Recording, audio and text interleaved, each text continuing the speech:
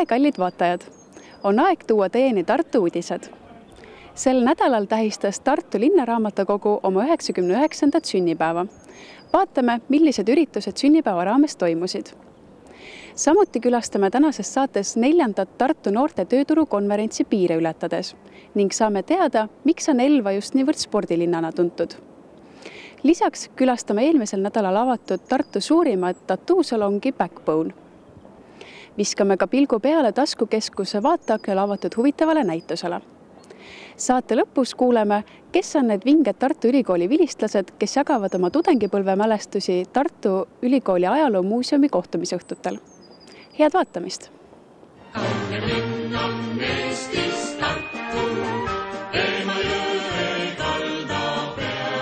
Sel nädalal tähistas Tartu Linnaraamatukogu oma 99. sünnipäeva.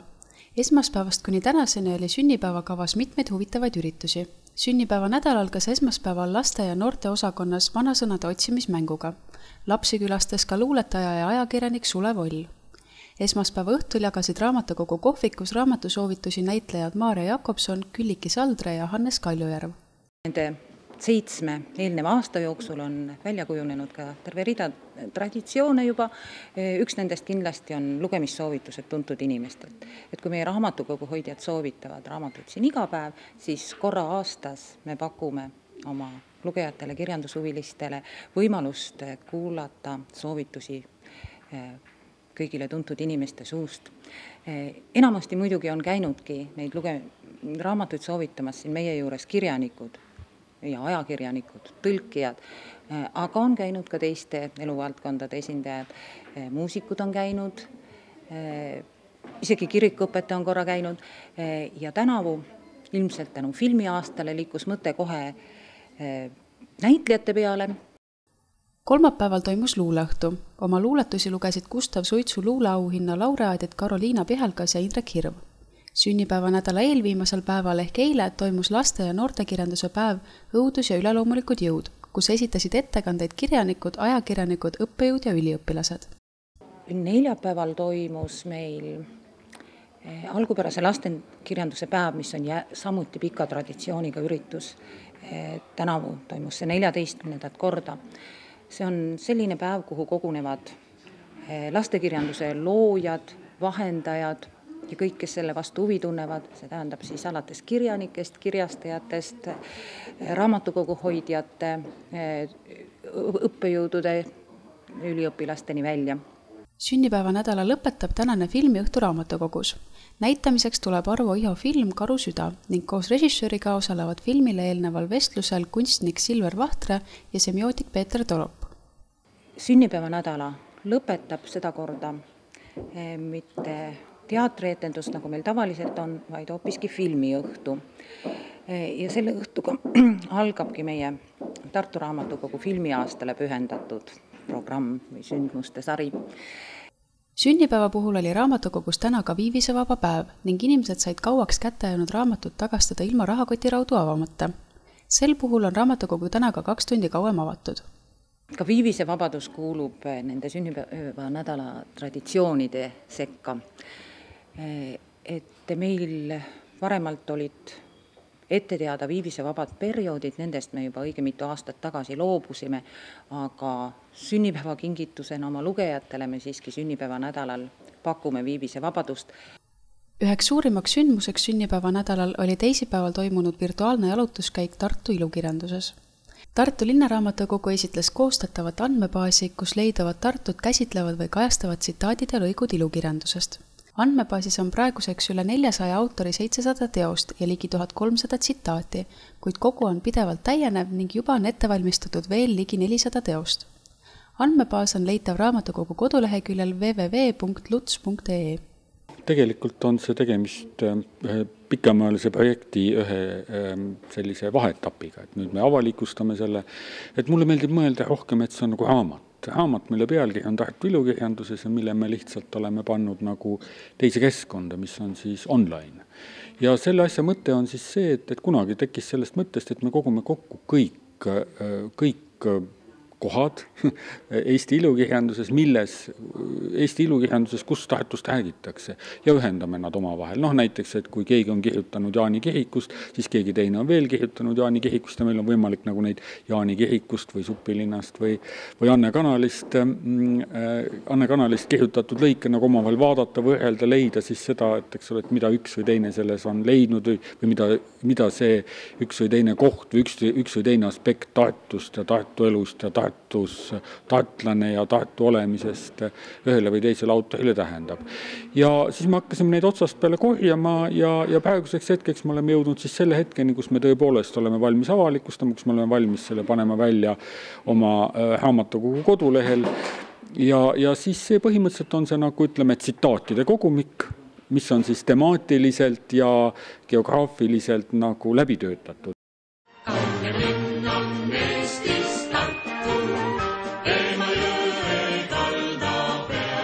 Teisipäeval avati Taskukeskuse Soolatänava vaateaknal Eesti filmikostüümide näitus, kus saab näha Eesti viimase aja mängufilmide kostüüme. Ekspositsiooni koostaja kunstnik Mare Raidma sõnul on põnev lähedalt vaadata, kuidas ja milliste vahenditega on saavutatud ekraanil teinekord vaid mõne viiu kestev efekt. Igal kostüümil on jutustada oma lugu. Ma olen juba praktiliselt 30 aastat tegelenud filmimaailmaga ja kostüümide loomisega filmidele.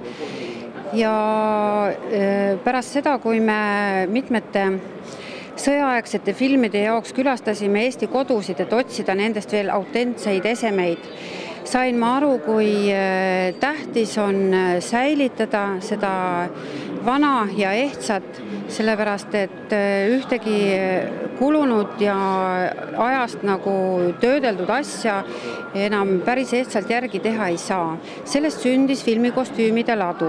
Niimoodi see asi alguse sai ja minu soov on alati olnud nagu teistele inimestele ka lähemale tuua, sest filmis kestab mõni hetk ainult viivu, me näeme näitlejat, me ei saagi aru, miks ta niisugune välja näeb, mis asi see tal seljas oli, aga kui me saame aja peatada nagu näitusega, siis see aitab võib-olla inimestel nagu lähemale tuua, milline väärtus on see kostüüm näitleja seljas.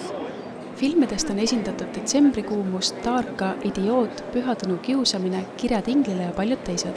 Eesti näitlejatele on kostüüme loonud kunstnikud Mare Raidma, Reet Aus, Riina Põldroos, Jaanus Orgussaar, Helen Ehandi ja teised. No ütleme niimoodi, et kostüüm teeb rolli, mis on näitleja ilma rõivasteta, sellepärast mida me kõigepealt ekraanil näeme, ongi näitleja nägu ja see, mis seda ümbritseb, see on müts, mis tal on peas, juuksed, kuidas tal on pandud, millisesse soengusse ja rõivad, mis tal on seljas. Sellest me saame esimese märgi, millega meil on tegemist.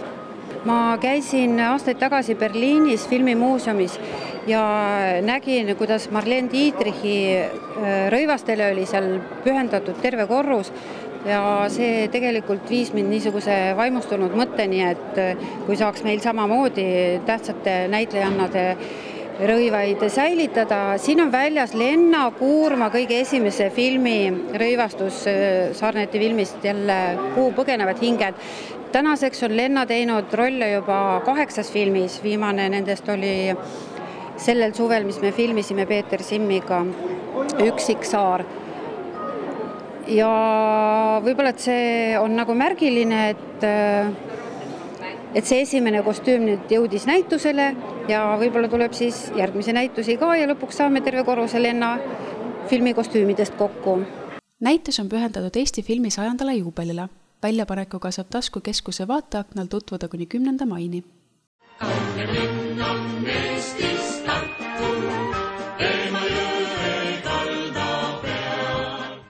Eile avati suurejooneliselt Tartu kunstimajas üle-eestiline festival Saksa kevad.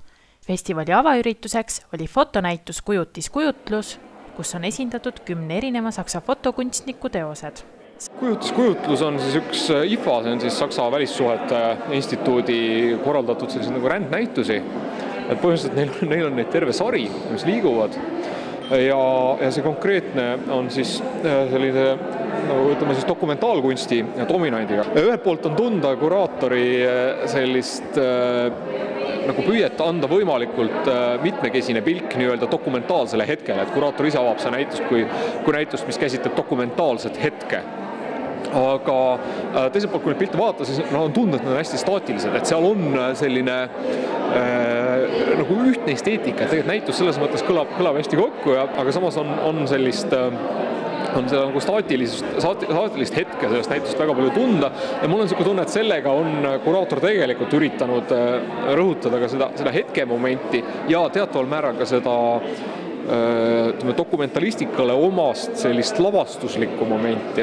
Saksa kevade põhiidee autor on Goethe instituut, õla on festivalile alla pannud ka Saksa saatkond ning ka partnerid on väga tähtsal kohal, et festival igal aastal nii suurelt toimuda saaks. Saksa kevad on festival, mis tahab näidata Saksamaad uuenduslikuna,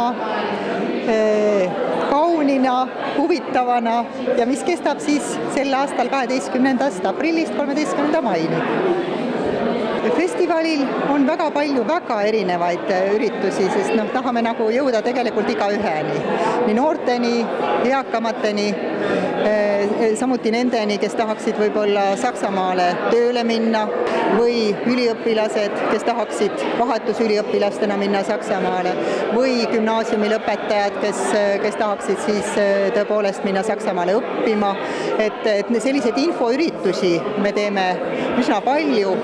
Kõiki neid saab vaadata veebilehel www.saksakevad.ee, aga peale selle muidugi hästi palju näitusi, meelelahutust. Selle näitusega nüüd on nagu näituste hooaeg nii-öelda avatud, et tõepoolest see festival on väga mitmekülgne ja me tahame, et inimesed seda naudiksid.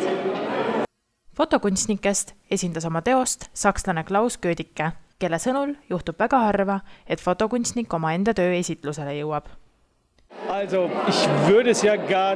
Ma ei ütleks oma teose kohta isegi foto, vaid seinatöö, mis fotograafia abiga komponeeritud on. Selle juurde kulub alati muster, 2 risti, mis järjest kokku põimides mustri moodustab.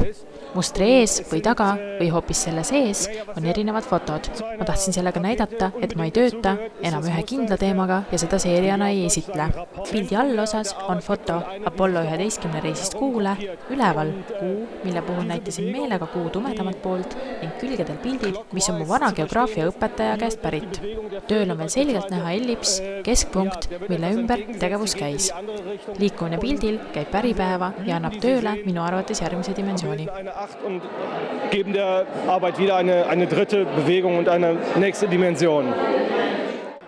Näituse avamisel võttis sõna ka Saksa suursaadik Eestis, kes tänas kõiki festivali korraldamise eest. Nicht mehr, weil wir schon seit 700 Jahren Suhe Eesti ja Saksa vahel on hetkel väga hea, selles pole küsimustki. Meil on juba üle 700 aasta omavahel sidemed olnud. Täna on mõlemad riigid Euroopa Liidus, mõlemal riigil on euro, juba see ühendab ja alates Eesti iseseisvumisest on ka piirid jälle lahti. Paljud eestlased tulid sellega Saksamaale. Eesti on esiteks väga ilus maa. Samas, aga mitte vähem tähtsam, on eestlaste külalislahkus. Nad on väga avatud ja suhtlejad ning abivalmis. Mulle ja minu naisele on väga kergelt tulnud poole aastaga Eestis elades kodutunde tekkimine. Saksa sõpradele soovitan kindlasti Eestisse ja Tallinna tulla ja ise üle vaadata, kuidas Eesti õide on puhkenud. Noor generatsioon on aktiivne, üritab leida uusi perspektiive. Seletan tihti sõpradele, kui suuri edusamme Eesti viimase 20 aastaga teinud on. Mul on suur austus selle vastu, eriti piltidelt on näha, missugune oli Eesti 20 aasta eest ja missugune on ta täna. Eestlased on aktiivsed, näevad asju selgelt ja on alati ettepoole rühkivad. See on alati põhjus siia riiki tulla. Festival Saksa kevad kestab kuni 13. maini, mille käigus on palju üritusi nii Tallinnas, Tartus kui ka Pärnus. Festivali kohta saab rohkem infot kodulehelt www.saksakevad.ee.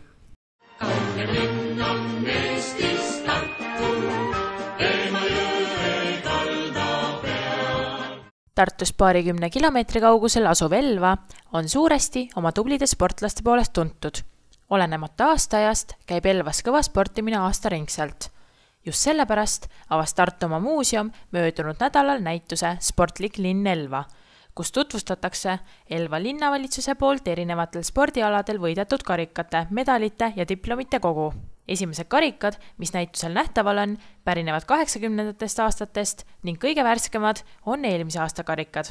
Siin on siis sellised tähelepanu-väärsed spordialad olnud nagu laskesport ja uisutamine ja ujumine ja kätekõverdused ja köievedu ja male. Ja siis me oleme sellesse ruumi lisanud näituseruumi seina lisanud Tartumaa muuseumi kogudest diplomeid 60ndate aastate algusest. See ettepanek tuli Elva linnalt ja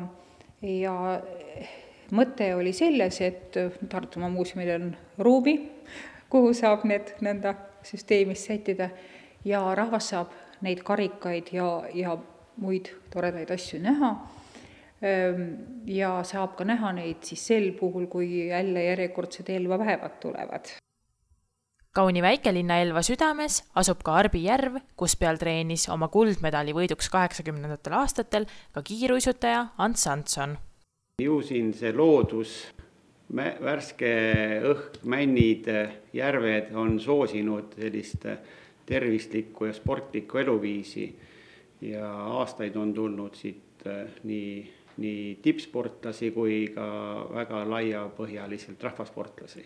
Praegu kõige tuntum, ta ei ole küll enam tegesportlane, on 2-kordne olümpiavõitja Elva linna aukodanik Eerika Salumäe, kes küll praegu Eestis ei ela, aga kindlasti usun, et üks tuntumaid spordiinimesi Elvaga seotud.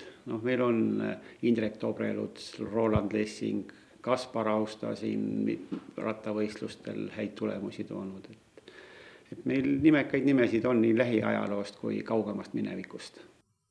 Elva lastespordilembuse tõttu võimaldab linn elanikele ka kõikvõimalikke vahendeid, et kellelgi raha tõttu sportimata ei jääks.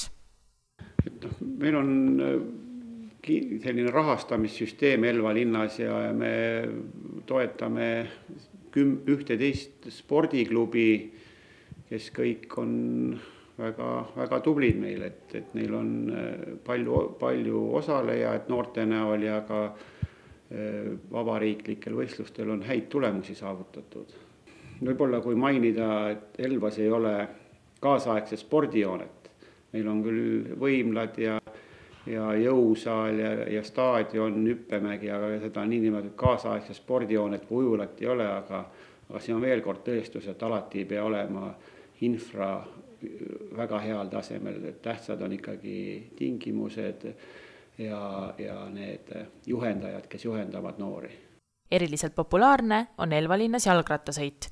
Lisaks tegeletakse suuresti judoga, võimlemisega, malega ja mitme muu spordialaga.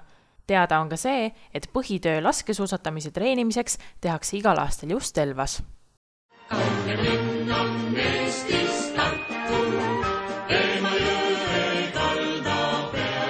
Tartu Dorpati konverentsikeskuses toimus kolmapäeval 4. noorte tööturu konverents, kus noored said aimu ettevõtlusest, välismaal töötamisest ning vabatahtlikuks olemisest. Korraldajaks oli Tartu Kutsehariduskeskuse info- ja karjäärinõustamiskeskus koostöös First Job portaaliga ning sihtgrupiks noored kuni 26. eluaastani. Esinejad päevaks valiti teemablokkide järgi, milleks olid ettevõtlus, välismaal töötamine ning vabatahtliku ameti headest ja halbadest pooltest rääkimine. Ennekõike on ürituse eesmärk siis anda noortele teadmisi ja oskusi siis näha ohtusid, mis võivad kaasneda sellega, kuidas alustada ettevõtlust, kuidas minna välismaale tööle või minna välismaale vabatahtlikuks, et teema ongi piire ületades. Kuna huvi konverentsi vastu oli niivõrd suur, pidi Jõesaare sõnul mõndadele kahjuks ka ei ütlema. Esialgselt registreerus ligi 170 noort. Terve päeva vältel oli noortel võimalus ka kõigilt esinejatelt nende valdkondade kohta oma küsimustele vastused saada. Huvi oli kõigi valdkondade juures algselt küll võrdselt, kuid siiski oli noortel välja kujunenud ka eelisvaldkonnad. Et kindlasti paelub just see töötamine välismaal ja kuna oli CV töötuba samamoodi, et just kuidas on need oskused, et noortel, et mida teha just, et see algatusvõimet saada. Üheks esinejaks oli hetkel ajakirjanikuna töötav Liis Känksepp. Olles ise olnud aasta vabatahtlikuna Buenos Aireses, soovitas ta tungivalt kõigil noortel välismaa elu näha. See oli üks väga hullumeelne kogemus, ma arvan. Jah, ma olin aasta Argentiinas Buenos Aireses ja töötasin seal ühes väga vaeses kogukonnakeskuses, põhimõtteliselt siis getos. Ja ma tegin seal erinevaid asju, põhiliselt olin teiste rahvusvaheliste vabatahtlike koordinaator ja juht. Ma arvan, et kõik noored võiksid käia ja natuke piiri taga ringi vaadata lihtsalt sellepärast, et saada hoopis teistsugust kogemust. Sest Eesti on muidugi ka väga tore ja väga armas koht ja ka minu kodu. Aga selleks, et võib-olla ka Eesti asjadest paremini aru saada ja paremini mõista, mida üldse elust tahta või millised on sihid, unistused, eesmärgid, siis tuleb kasuks näha seda, kuidas elatakse mujal maailmas ja mida tehakse piiri taga. Gängsepp on oma Argentiina seikluses kirjutanud ka raamatu Minu Argentiina, mis on kiirelt saanud väga populaarseks. See räägib minu kogemusest Argentiinas, et sellest, kuidas ma tegin vabatahtlikku tööd, kuidas ma seal võitlesin seal getos nende masendavate oludega ja mis ma sellest võitsin. Ja võib-olla, jah, et kuidas mind muutis see võimalus olla aasta Eestist ära.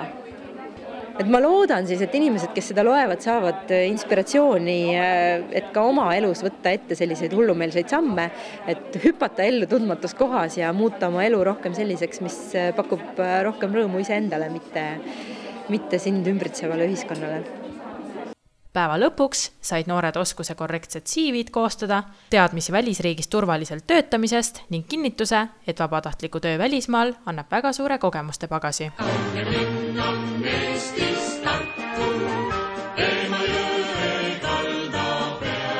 Eelmisel nädalal avas uksed uus tattoo-stuudio Backbone Studio and Art Gallery, mis on Tartu linna suurim. Alates avamisest katab salongi seinu Heiki Leisi kunstinäitus. Lisaks tätoveerimisele pakutakse kõigile huvilistele võimalust oma pilte ja käsitööd stuudios eksponeerida ja müüa. Üritame siin pakkuda siis igast tehteid, bändide plaate, T-särke. Aga põhirõhk on ikkagi tatool.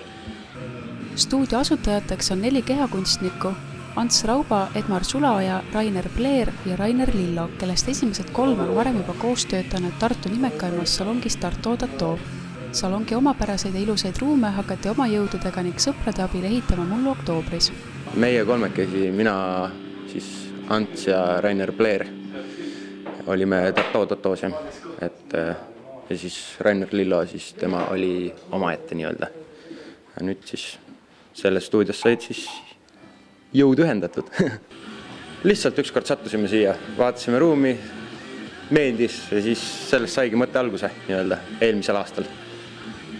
Ja siis hakkasime ise vaikselt ehitama ja nüüd on valmis põhimõtteliselt. Tätoveerijatele valmistavad peavalu ise hakanud kodus tätoveerijad, kelle tehtud vigu käiakse salongides korrigeerimas. Nüüd on nagu nii-öelda tarvikud läinud nii kättesaadavaks igast eBayst asjadest, et sinna ei saa midagi parata. Inimesed lihtsalt ostavad, nüüd on värvid tumedamad, tehakse tumedamaid pilte, mida on raskem katta. Et jah, on peavalu päris kõva. Ennekõike ongi see, et esiteks, kuna üleüldiselt kodutegijad on vähe aega tätoveerinud, siis nad ei tea, kuidas asjad nagu ajapikku nii-öelda, kuidas nahk käitub. Ja siis tehakse niisuguseid ebamääraseid niisuguseid pilte, mis alguses võib-olla on ta nii ja naa, aga ajapikku ta vajub täiesti ära, et muidugi proportsioonid niisugused, et inimene, kes ei tea sellest midagi, tal ei maksa nagu üldse tatuuga alustada, sest ehitaja ikkagi ei ole kunstnik üldjuhul. Tätoveerimise kunstis koguvad populaarsust realistlikud portreed inimestest ja loomadest ning järjest enam eelistatakse mustale hundile värve. Värve hakatakse rohkem kasutama. Enam ei ole see, et ainult peab mustvalge olema. Ja üleüldiselt värvid tulevad peale rohkem, siis trendide koha pealt võib-olla on see, et enam ei tehta neid alaseljatribaleid nii palju. Uus suund ongi paremuse poole, mis seal ikka muudne. On levinud arvamus, et Kallimaa nime enda kehale tätoveerimine toob halba õnne. Edmar Sulaoja on sellist ebaõnne ka kõrvalt näinud. Seepärast soovitab ta Kallimaa nime asemel äärmisel juhul näiteks oma lapse nime tätoveerida. On olnud juhuseid, jah. Isegi mitu tükki mul endal, kusjuures, kui on siuke asi nagu toimunud. Ja nii palju, kui kuskilt mujalt maailmast kuulda on olnud, siis on üsna sama teema. Võib-olla see on siuke natuke ebausu või mingi siuke asi, aga võib olla nii ja naa jälle. Pigem näiteks, kui on lapse nimi, et pigem võib-olla seda soovitada. Aga kui on soov, siis on minu töö see ära teha, nii öelda.